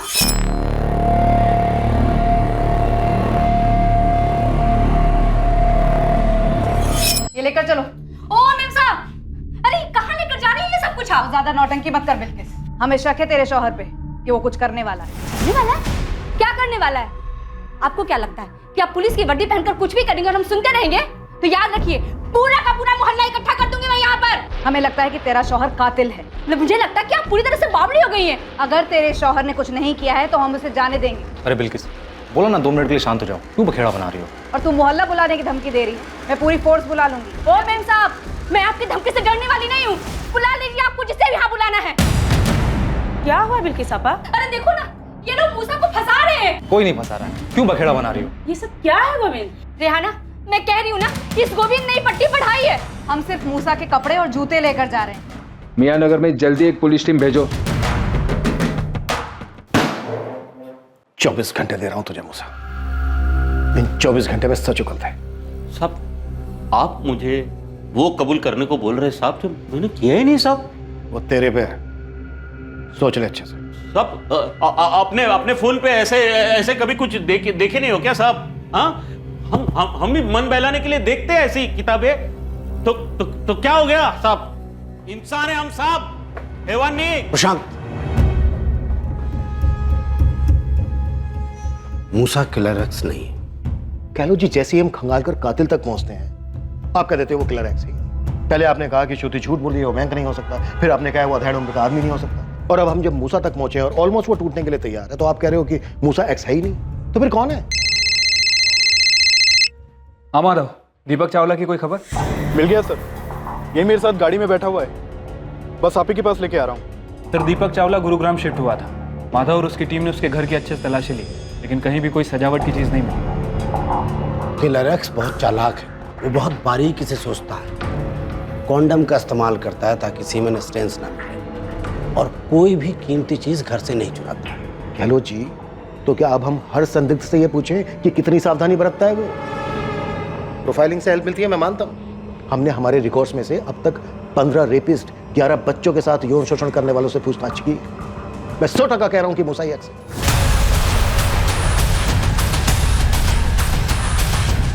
नहीं, अगर आप इतने दावे के साथ कह रहे हैं कि मूसा एक्स नहीं है, तो फिर बताइए ना, लाखों लोगों के शहर में हम उस बारीक सी प्लानिंग करने वाले को कैसे ढूंढे जिसका दिमाग घुमा हुआ है, जो ऐसी औरतों को टारगेट करता है जो घर में अकेली रहती हैं, उनका मर्डर करता है और फिर लाश के साथ रेप करता है? बोलिए ना। उसने अपना हुलिया बदल लिया है। हमने स्केच पब्लिक में आम किए, मीटर रीडिंग वाली डिटेल्स मीडिया में दी, इसलिए एक्स चौकन्ना हो गया। मैं मानता हूं। अब आप हमें ये बताइए गहलोत जी, उस चालाक आदमी की बारीक सी प्लानिंग को मात देने के लिए आपकी क्या सर, मूसा के घर और मोहल्ले से बहुत मुश्किल से निकले। उसके घर से कुछ सामान मिला है। सर, चुराए गए डेकोरेटिव आइटम में से तो कुछ नहीं मिला, लेकिन ये कपड़े और जूते मिले जो कि मूसा के हुलिये से मैच नहीं करते। गहलोत जी, सर कैसे बच बचा के निकला हूं ना, मत पूछिएगा। नहीं पूछूंगा। कोई काम की बात है? साहब, वहाँ से डायरेक्ट मैंने 2 लोगों को साइड में लेके बात की। जो बातें मुझे पता चली ना, मुझे पहले नहीं मालूम था। ये मूसा ना कपड़े पहनने का बहुत शौकीन आदमी है। हर शुक्रवार शनिवार को ना अपनी बेगम के साथ एकदम सज धज के निकलता है घूमने के लिए। ये पहले तेरी पकड़ में कैसे नहीं आया गोविंद? साहब, किसी के शक्ल पे तो लिखा नहीं होता ना कि सनकी है, सरफिरा है। हाँ तो गहलोत जी, क्या बोलते हो? अभी आप यही कहोगे कि मूसा निर्दोष है? हाँ, निर्दोष है। ये सीरियल किलर कोई और ही है। ये मूसा है और इस वक्त हमारी कस्टडी में है। क्या तुमने कभी इसे अपनी सोसाइटी में देखा? इसका कहना है कि कभी भी ये कबाड़ के काम से दिल्ली नहीं गया। सर, मुझे सच में नहीं पता कि कौन प्राजक्ता के साथ ऐसा कर सकता है। मुझे समझ में नहीं आ रहा है सर कि प्राजक्ता के साथ जिसने भी ये सब किया सिर्फ इसलिए ताकि वो डांसिंग डॉल चुरा सके। सस्ती डॉल थी सर, मैंने ही उसे वो गिफ्ट की थी। उसे डांस का शौक था इसलिए। उसके दिमाग में क्या चलता है, क्यों चलता है, कोई नहीं बता सकता। 4 और औरतों को मार चुका है और वहां से भी सजावट का आइटम लेकर गायब है। सॉरी, इससे पहले मैंने इसे कभी नहीं देखा। इसी एक सवाल के लिए आप मुझे गुरुग्राम से उठाकर यहाँ लाए हैं। आपको क्या लगता है वो साइकोपैथ मैं हूँ, या फिर पिछली टीम की तरह आपका टॉर्चर करने का इरादा है मुझे? प्रशांत, जो करना पड़े करो, मुझे इस दहशत का अंत चाहिए तुरंत। सर, आज रात अच्छे से खातिर की जाएगी इस मूसा खान की। कल सुबह तक सामने से आकर सब कुछ कबूल कर लेगा। तुम्हें कितना यकीन है कि यही वो सीरियल किलर है? सारी की सारी कड़ियां झुक रही हैं सर। सभी विक्टिम के मोहल्ले में देखा गया है। अच्छे कपड़े पहनता है, अश्लील मैगजीन पढ़ने का एडिक्ट है। बस एक चीज है जो फिट नहीं बैठ रही है। अगर डेकोरेशन के वो पीसेस मिल जाते तो इस केस को एक क्लोजर मिल जाता। एक और अड़चन है सर। अब क्या हुआ? गहलोत जी कह रहे हैं कि किलर एक्स मूसा खान हो ही नहीं सकता। देखो, गहलोत को उसके एनालिसिस कर रहे थे। तुम इस मूसा की हलक में उंगली डालो। प्रोफाइलिंग कभी कभी गलत भी हो सकती। मुझे सही कातिल चाहिए। कल सुबह अच्छी खबर सुनो। ए मूसा, बोल क्यों किया और कैसे किया? हाँ, सच बोलेगा तो छोड़ देंगे मुझे। ए, देख, सच बोल, के बाद देख।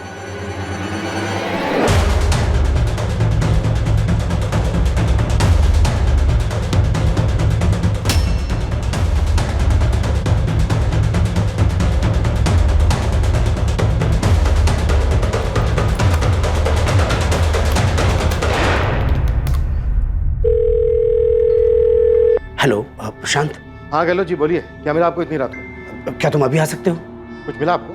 हाँ, प्राजक्ता, विमला, लता, श्रुति, ये सभी निशाना बनाएगी, चुन चुन के निशाना बनाएगी। ये सभी चुनी हुई टारगेट थी। घर में अकेली होती थी और टारगेट की गई। बाकी की दोनों, काव्या और निशा, भी तो घर पे अकेली थी जब इन्होंने दरवाजा खोला। शांत, ये निशा और काव्या चुनी हुई टारगेट नहीं है, ये अचानक शिकार हुई। मूसा ऑलमोस्ट टूट चुका है, कल तक अपना जुर्म भी कबूल कर लेगा। काव्या और निशा का कत्ल तब हुआ जब सारी दुनिया को किलर की डिटेल्स मिल चुकी थी। जाहिर है एक्स को भी। तो ये कि एक्स इन लास्ट दोनों घरों में बूढ़े के भेष में नहीं गया। उसने दरवाजा नहीं खटखटाया, वो कुछ देने के बहाने इन घरों में गया था, डिलीवरी करने के लिए। एक्स एक डिलीवरी मैन है, मूसा नहीं। उसने इस बार मीटर रीडिंग के बहाने का इस्तेमाल किया ही नहीं। गैस की मीटर रीडिंग लेनी है क्योंकि इन लास्ट दोनों घरों में मीटर घर के अंदर है ही नहीं। तो फिर सवाल यह है कि इन दोनों औरतों ने उसे घर के अंदर क्यों बुलाया? लॉजिक प्रशांत।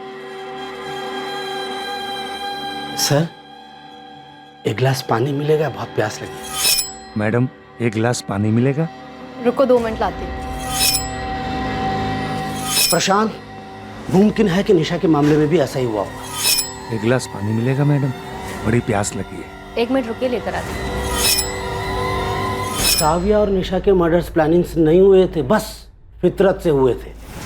ये एक्स एक डिलीवरी मैन है, देखा मौका है तो अपनी विकृति को अंजाम देने झपट पड़ा होगा। आपकी थ्योरी में सच्चाई हो सकती है कि कातिल अलर्ट हो गया होगा, उसने अपना हुलिया बदल लिया होगा, लास्ट की 2 विक्टिम्स को टारगेट नहीं किया होगा। फिर भी वो विक्टिम तो है। देखिए गहलोत जी, कातिल हमारी हिरासत में है, मूसा ही एक्स है। नहीं, बिल्कुल नहीं। एक्स हमारे हाथ में है ही नहीं। वो बाहर घूम रहा है पब्लिक के बीच खुलेआम। प्रशांत, मैं दावे के साथ कह रहा हूं, मूसा हत्यारा है ही नहीं। मूसा, उठ। बोल कैसे किया मर्डर तूने? इंतजार कर रहा हूं मैं, बोल। एक बड़ी खबर आ रही है। चेन वाले हत्यारे ने एक बार फिर हमला कर दिया है, इस बार जयानगर में। ये जून के महीने में 5वीं हत्या है। फिर एक बार एक गृहिणी जो दोपहर को अपने घर पर अकेली थी, इसके घर भी हत्यारे ने दस्तक दी, जिसके बाद माधुरी का भी वही हश्र हुआ जो बाकी 4 औरतों के साथ हुआ था। और एक पुलिस है जो इस केस में पूरी तरह बेबस बौखलाई हुई मालूम होती है। सर, यहाँ से भी कुछ गायब हुआ है, लेकिन अभी पता नहीं क्या।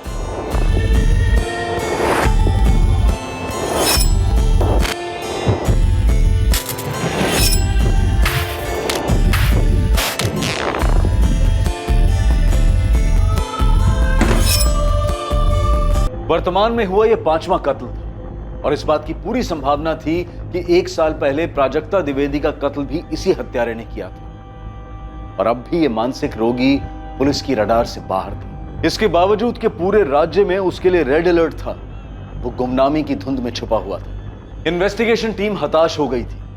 मामला पूरी तरह हाथ से निकलने की कगार पर था। क्या पुलिस इस सीरियल किलर को उसके अगले शिकार पर निकलने से पहले पकड़ने में कामयाब होगी, या अभी और लाशें बिछने वाली थी? सर, इलेक्ट्रिक मीटर बॉक्स भी घर के बाहर है और घर के अंदर कोई गैस पाइपलाइन भी नहीं है। गहलोत जी सही कह रहे हैं, एक्स ने अपनी मॉडस ऑपरेंडी बदल दी। प्रशांत, मुझे और कोई नई थियरीज और अनुमान नहीं सुननी। नई टीम को केस क्रैक करने की जिम्मेदारी दी गई है, तुम बस उन्हें फाइल हैंड ओवर कर। सर, मैं आपको आश्वासन देता हूं, अब और हत्याएं नहीं होंगी। मैं किलर एक्स के बहुत करीब हूं। वो एक डिलीवरी मैन है, उसने अपने क्राइम करने का तरीका बदल दिया है, बस। हम भी तो यही कर रहे हैं प्रशांत, हम बस काम करने वाले बदल रहे हैं। सर, एक आखिरी मौका दे दीजिए, मैं जल्द से जल्द किलर एक्स को पकड़ दूंगा। सॉरी प्रशांत, अब ये मेरे हाथ में नहीं। Sir please, I am so sorry sir. Sir trust me please, last chance. Okay Prashant, last 24 hours. Sir, Mithila, Jagan, delivery boys, Gehlot ji सही कह रहे हैं। लेकिन सर, शहर में तो बहुत सारे डिलीवरी बॉयज हैं। सर, इतने सारे ऐप्स हैं जो होम डिलीवरी करते हैं, कपड़े, खाना, चीजें। हम हर डिलीवरी सर्विस की बाल की खाल करेंगे। सारे बंदों को काम पर लगा दो, सारे खबरों को एक्टिव करो। लेकिन सर, हमारे 5 विक्टिम्स के घर में तो कुछ भी डिलीवर नहीं हुआ था। चलो के 3 विक्टिम्स के घर तो वो डिलीवरी मैन बन के गया ही नहीं, तो डिलीवर कैसे होगा? बची लास्ट की 2, काव्या सिंह और निशा। इन दोनों के हस्बैंड से बात करो, कुछ ना कुछ डिलीवर जरूर हुआ होगा। क्विक। सर, मैं बात करती हूँ। सर, मैं गाजियाबाद के सभी एपॉइनर से कांटेक्ट करता हूँ। जगन, सिर्फ 24 घंटे हमारे पास। आर्या पार। सर। हाँ गहलोत जी, तुम्हें अपनी खोज का दायरा बढ़ाने की जरूरत नहीं है। कुछ मिला है आपको? हर बार किलर एक्स क्राइम सीन से कुछ ना कुछ लेके जाता है, मगर माधुरी चौहान के केस में कुछ छोड़ के गया है। क्या? अब बॉल पेन। फॉरेंसिक से तुरंत इस पेन को मंगवा लो, मुझे वो पेन चाहिए। अगर माधुरी चौहान के पति ने इस पेन को पहचानने से इनकार कर दिया तो मान लो हमें हमारा किलर मिल गया। रजनीश, ये तुम्हारे घर का पेन है? नहीं, ये हमारा पेन नहीं है। रजनीश, उस दिन तुम्हारे घर में कुछ डिलीवर होने वाला था क्या? रजनीश देखो, ये पेन उस कातिल का हो सकता है जिसने तुम्हारी पत्नी माधुरी का कत्ल किया। अच्छे से याद। जी? मुझे यकीन है कि तुम्हारी पत्नी उस दिन घर पर अकेली थी और शायद तुम्हें उस हत्यारे के बारे में जानकारी भी थी। माधुरी स्ट्रांग थी, वह ऐसे मामलों में सतर्क रहने वालों में से थी। वो किसी के लिए भी दरवाज़ा नहीं खोलती या फिर किसी भी अजनबी से बातचीत नहीं करती थी। माधुरी का ये तो पता होगा कि हत्यारा मीटर रीडिंग के बहाने घर में आता है, लेकिन ये पता नहीं होगा कि वो एक डिलीवरी मैन के रूप में भी आ सकता है। इसलिए माधुरी ने उसके लिए दरवाज़ा खोल दिया होगा और उसने माधुरी से पानी या कोई ऐसी चीज़ मांगी होगी। अच्छा रजनी, उस दिन तुम्हारे घर कुछ डिलीवर होने वाला था, तुमने कुछ ऑर्डर किया हो ऑनलाइन या ऐसे? मैडम मुझे रजनीश चौहान जी का पैन कार्ड लगेगा वेरिफिकेशन के लिए, फोटोकॉपी भी चलेगी। ओके, आप यहीं रुकिए, मैं लेकर आती हूँ।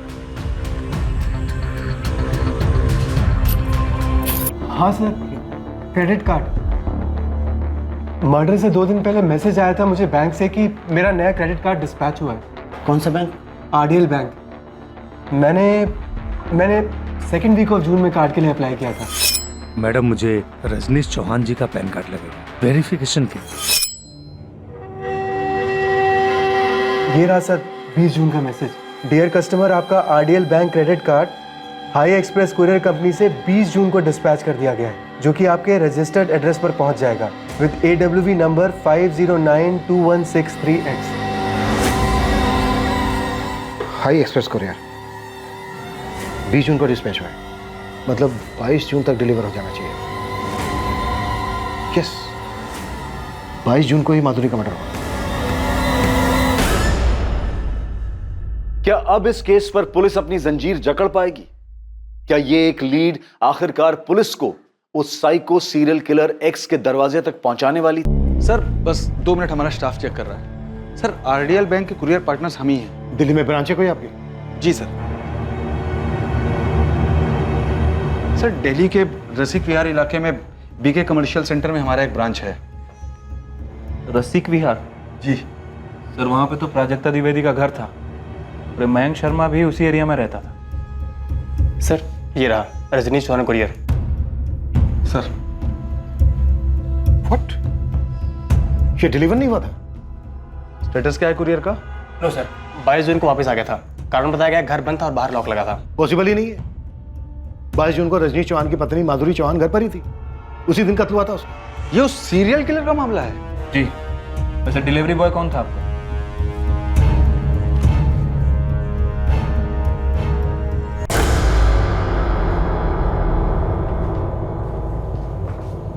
तबरेज खान।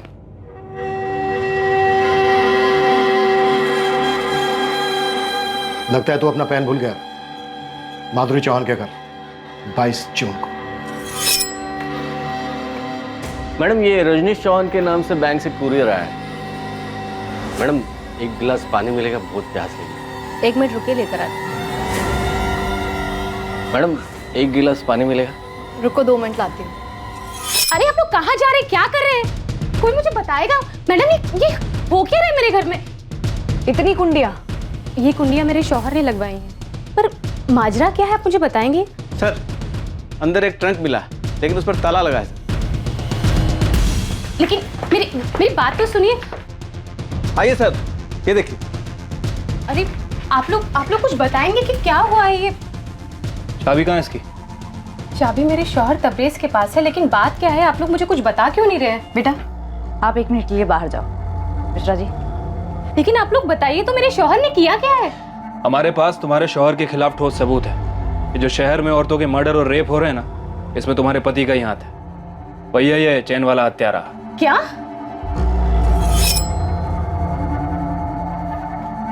भूल के थक गया मैं आपको साहब, कुछ नहीं किया मैंने। और ये जो तबरेज है उस पर मुझे शक था। अगर तुझे शक था तो तूने खबरी गोविंद को बताया क्यों नहीं? सिर्फ शक था ना साहब कि वो सन की बेकार में उसकी जिंदगी बर्बाद करना नहीं चाहता था, जैसे आपने मेरी की।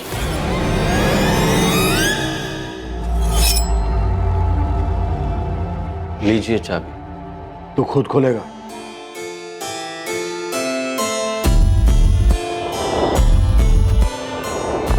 खोल।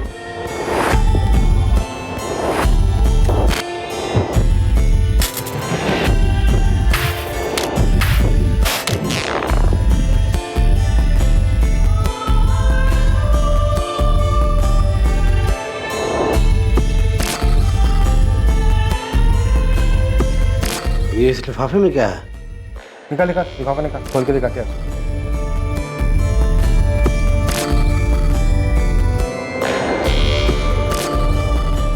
निकाल।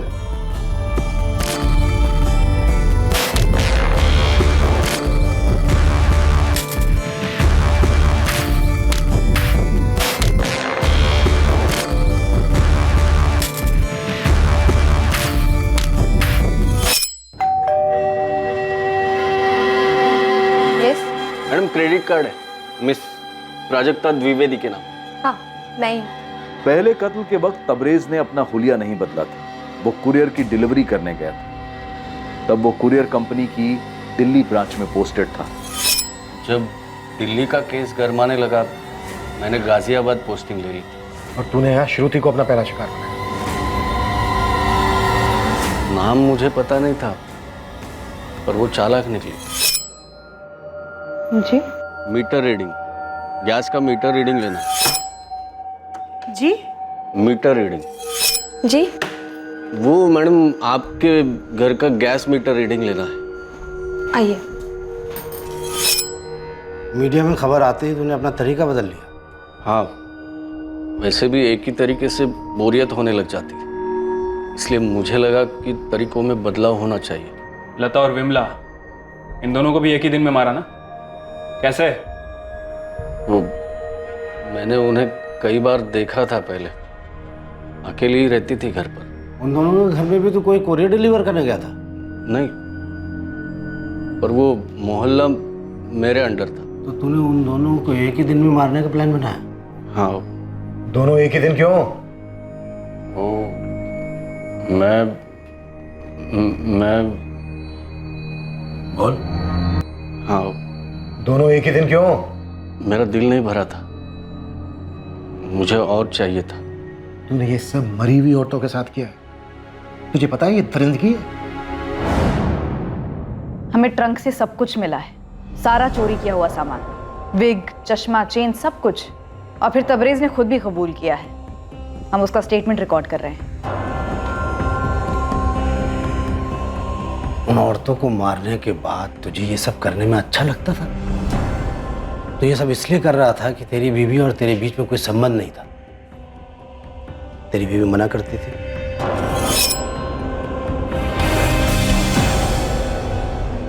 आज नहीं, समझा करो, आज नहीं। अरे क्या हुआ? थोड़ी देर के लिए ना, समझा करो। मन कर रहा है ना मेरा। तुम्हारे मन के चक्कर में मेरी हालत खराब हो गई। डॉक्टर ने दूरी बनाए रखने के लिए कहा। पता कितना दर्द होता है मुझे, कितना जख्म हुआ है। डॉक्टर ने बोला है कि ऑपरेशन करना पड़ेगा। परेशान होने लगा था मैं, हर बार मना कर देती। तो सिर्फ इसीलिए तूने उन औरतों को मार दिया और उनके साथ संभोग किया? वो औरतें मना नहीं करती। अबे लाशें कैसे मना करेंगी? मैं किसी वेश्या के पास नहीं जाना चाहता था। मैंने सोचा था इस बारे में, लेकिन तुझे डर था कि तुझे कोई रोग हो जाएगा। ये सारी चीजें क्यों चुराई?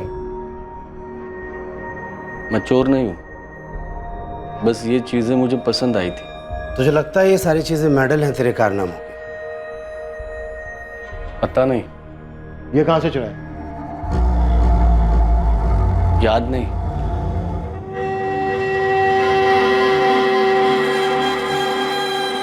इन सारे सीरियल हमलों की एकमात्र सर्वाइवर श्रुति कश्यप ने तबरेज को पहचान लिया। तबरेज खान के नेक्रोफीलिया को समझने के लिए मनोवैज्ञानिकों की एक पूरी टीम ने उसकी गहरी स्टडी की। तबरेज बिल्कुल नॉर्मल है बाकी सब मामलों में। फिर भी देखो सोच में कितनी गंदगी भरी है उसकी।